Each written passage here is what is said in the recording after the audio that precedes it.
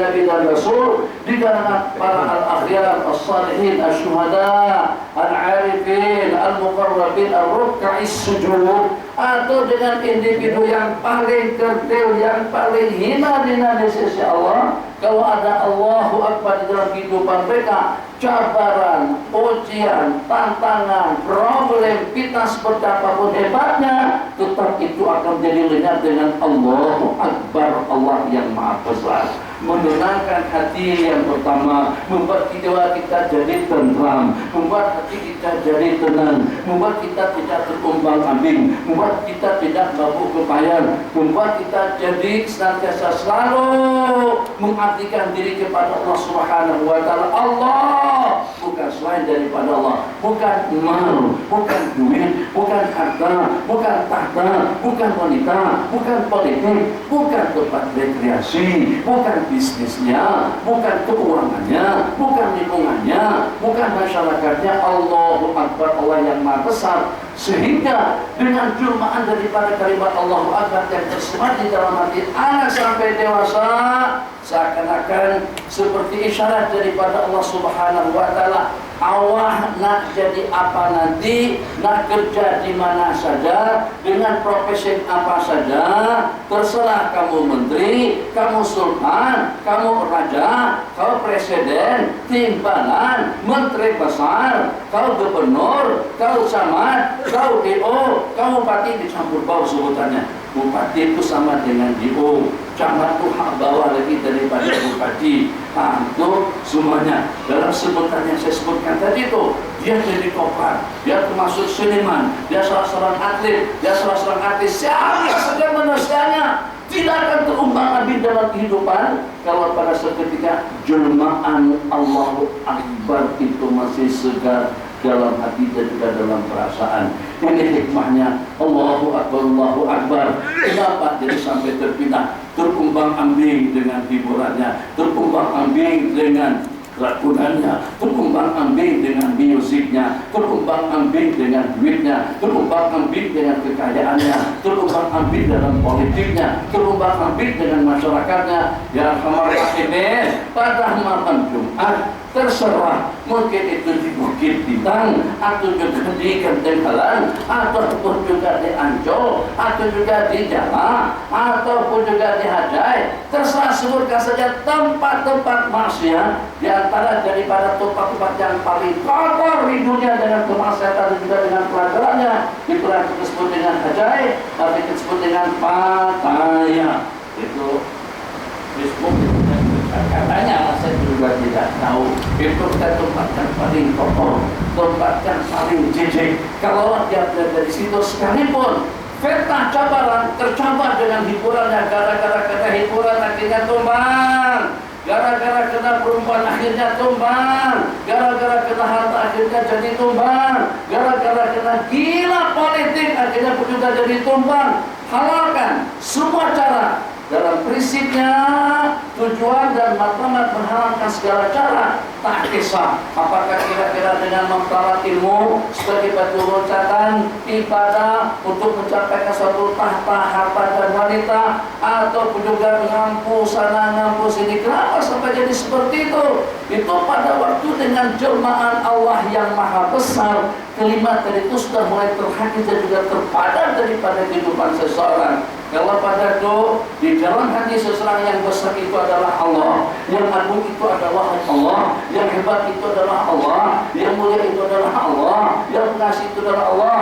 An-Nafi'u Ar-Rahman Al-Badiku Al-Qudusus Salamul Mu'minul Mu'aimin Al-Azizu, yang Maha Perkasa, yang Maha Agung, yang Maha Mencipta, yang Maha Pengampun, yang Maha Pengasih, Al-Qahar, Ar-Wahhab, Ar-Razzaq. Kalau satu persatu dengan matunan Allahu Akbar, Allahu Akbar dengan Ar-Rahmannya, Allahu Akbar dengan Ar-Rahimnya, Allahu Akbar dengan Al-Latif, Allahu Akbar dengan Al-Jalil, Allahu Akbar dengan Al-Muhyi, Allahu Akbar dengan Al-Mumit, Allahu Akbar dengan Al-Muqaddim, Allahu Akbar dengan Al-Muakhir, Allahu Akbar dengan Al-Muta'al, Allahu Akbar dengan Al-Jami', Allahu Akbar dengan Al-Badi, Allahu Akbar dengan Al-Warith, Allahu Akbar dengan Al-Rashid, Allahu Akbar dengan As-Sabur. Tidak akan mungkin Manusia tidak akan tumpah dengan cobaan, dengan ujian, dengan fitnah yang seperti apapun mencabatnya, sedahsyat apapun gelombang, sedahsyat apapun cobaan dan ujian, fitnah yang menimpanya, tetap saja dia stabil. Justru dengan jemaah Allahu Akbar tadi itu alhamdulillah, dengan cobaan dan ujian itu ternyata disambut dengan senyuman manis, ridha, pasrah, tawakkul kepada Allah Subhanahu wa taala. Ini yang kita lihat, ini yang kita perhatikan, dan ini yang pernah kita dengar daripada kehidupan salafun saleh. Ada orang yang boleh senyum pada kematian anak, ada orang yang boleh ceria pada ditimpa musibah, ada orang yang boleh bahagia ketika dunia meninggalkannya. Bagaimana boleh seperti itu? Tentunya sewajarnya. Kalau seumpama dengan kita sedih disebabkan kena rugi, sedih disebabkan kena kematian, sedih karena saman, sedih karena dengan kita kalah dalam pilihan, sedih karena kita tidak dapat sokongan. Berkempen, Masya Allah, tabarakallah, ceramah. Mana dengan kita tabur jasa kesana dan kemari. Orang-orang tua, warga mas kita kunjungi, anak-anak yatim kita santuni, orang-orang miskin kita datangi. Tapi ternyata kalah juga. Innalillahi wa inna ilaihi rajiun. Stres. Kalau dikatakan Allahu Akbar, yang walaupun kalah, yang walaupun musibah, yang walaupun cobaan, yang walaupun ujian, fitnah yang mencabar, tetap akan jadi lenyap dan kecil. Kenapa? Sebab yang paling agung itu adalah Allah Subhanahu wa taala, bukan politik yang kita kejar. Sehingga dengan kita akan hidup stabil dengan panduan ihdinas siratal mustaqim. Bimbinglah kami kepada jalan yang lurus. Na'udzubika, kami memohon perlindungan dengan Engkau ya Allah daripada iblis dan juga daripada belah tentara atau dengan pasukannya. Kami minta perlindungan daripada iblis dan juga dengan anak buahnya. Anak buah iblis dari masa ke semasa tidak sama. Kalau dahulu mungkin dengan jin dan syaitan. Kalau seperti zaman kita sekarang tidak lagi daripada jin, tidak lagi daripada syaitan. Plus juga dengan manusia, plus juga dengan hiburannya, tambah dengan musiknya, tambah dengan lakonannya, tambah dengan hiburannya, tambah juga dengan sukanya, tambah juga dengan handphonenya. Sebelum muncul ad-dajjal di akhir zaman nanti, sebelum kita dikejutkan dengan 10 petanda hari kiamat yang terbesar, ternyata dunia pada seketika itu sudah siap siaga untuk dikejutkan atau juga untuk menerima satu persatu daripada petanda-petanda hari kiamat yang terbesar. Apakah kira-kira dengan Ya'juj dan dengan Ma'jujnya? Apakah kira-kira dengan matahari yang terbit daripada sebelah baratnya? Apakah kira-kira dengan kebangkitan Al-Imam Al-Mahdi Al-Muntadhar? Apakah kira-kira dengan turunnya Nabiullah Isa alaihissalam? Junud iblis ternyata sekarang memainkan peranannya agar bagaimana manusia jauh daripada Allah, agar bagaimana manusia bodoh dengan agama, agar bagaimana dengan manusia jahil dengan mata dan juga dengan tujuan hidup, agar bagaimana dengan manusia jauh daripada ibadah, jauh daripada kebajikan. Di antara daripada disebutkan di dalam hadis, dekat dengan teman-temannya tapi jauh dengan adik-adik, dekat dengan orang ramai tapi jauh daripada mak dan ayah, durhaka kepada ibu dan bapak, begitu santun dengan adik dan juga dengan tetangga. Innalillahi wa inna ilaihi rajiun. Rupa-rupanya iblis sudah mengerti, syaitan sudah paham, anak buahnya pun juga sudah dapat mengamat hakikat yang sebenarnya.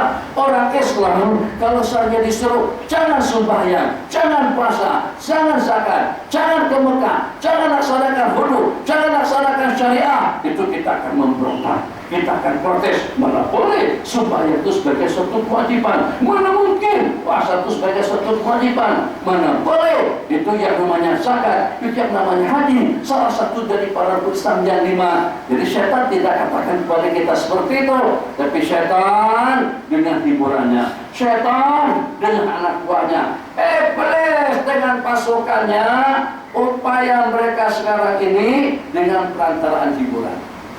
dengan perantaraan musik, dengan perantaraan film dan lakonan, dengan perantaraan seni dengan senimannya, atlet dengan atletannya, bola sepak dengan pemainnya, agar bagaimana nilai daripada seorang alim, nilai daripada seorang dai, nilai daripada orang yang abid, nilai daripada orang yang senantiasa mundar mandir daripada rumah ke masjid, raki'an sajidan syakiran dzakiran muhalilan mukaffiran, atau menjadi kecil, maka mereka bayar dengan bayaran yang berlipat ganda.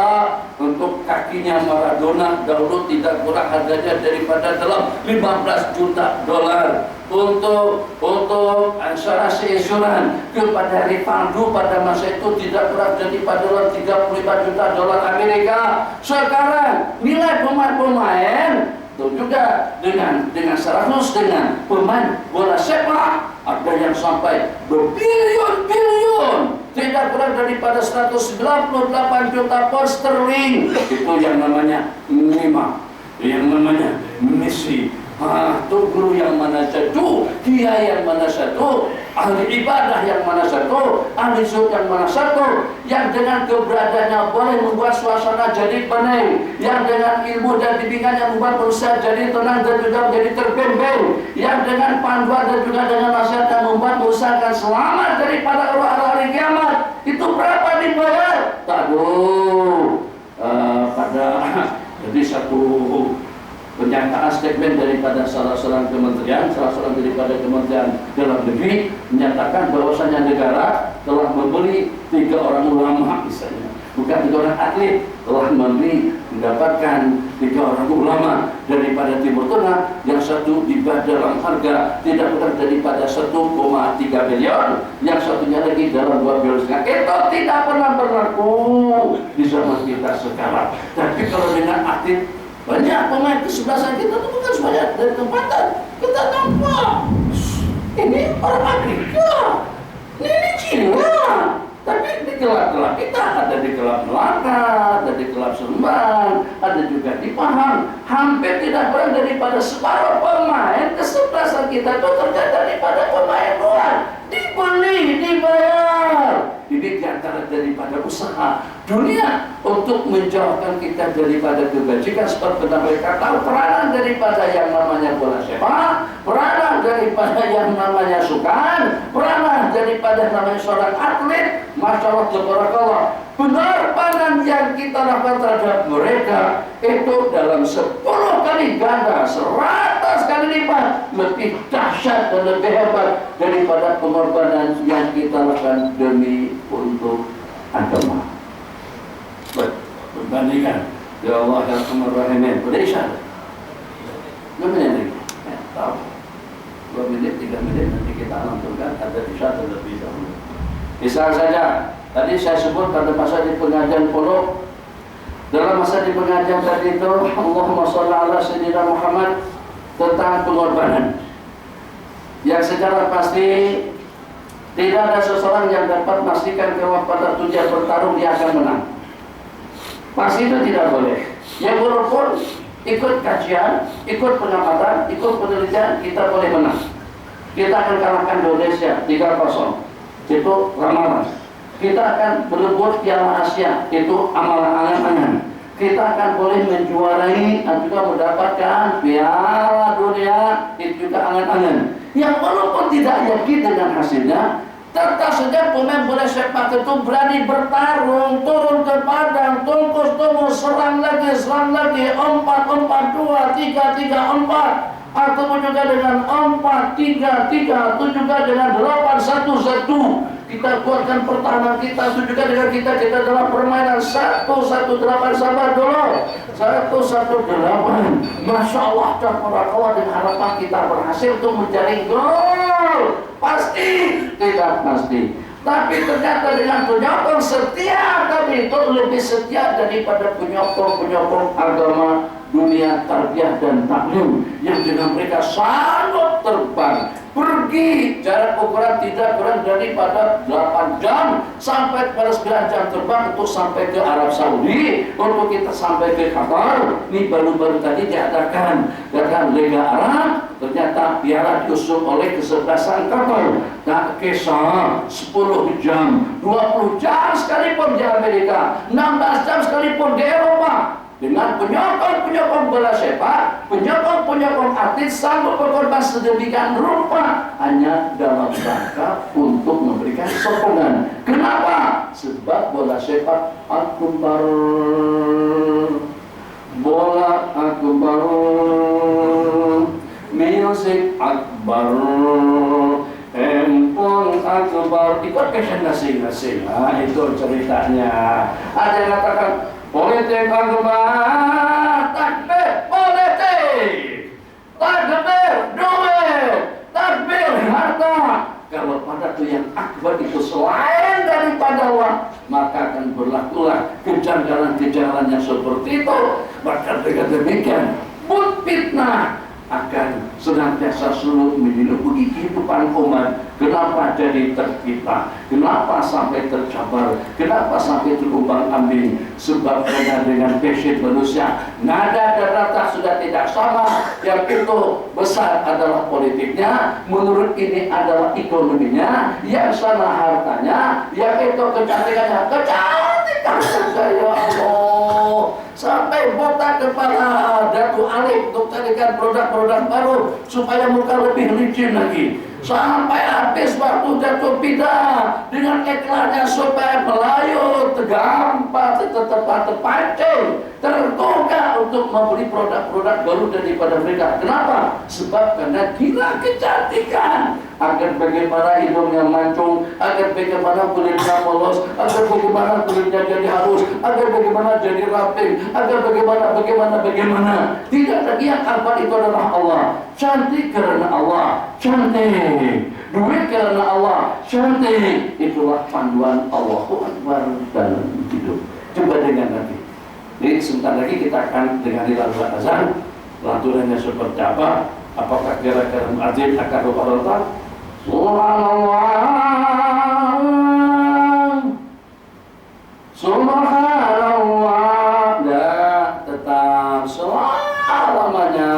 selama-lamanya Allah yang maha besar. Maka pada waktu dia memimpin ataupun juga dipimpin, pada waktu dia menjadi rais atau mar'us, waktu dia menjadi hakim atau mahkum, pada seketika dia menjadi wazir atau menjadi bawahan, tetap saja semuanya akan patuh dan tunduk kepada Allah dan juga kepada kebesaran Allah. 99 nama apa yang kita makan daripada Allah. Apakah kebesarannya dengan Al-Azim?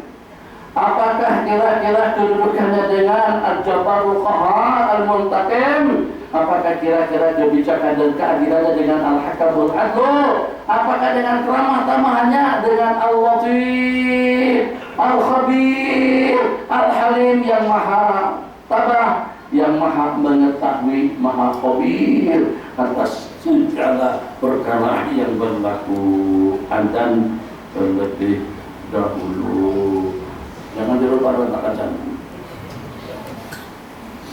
Bismillahirrahmanirrahim.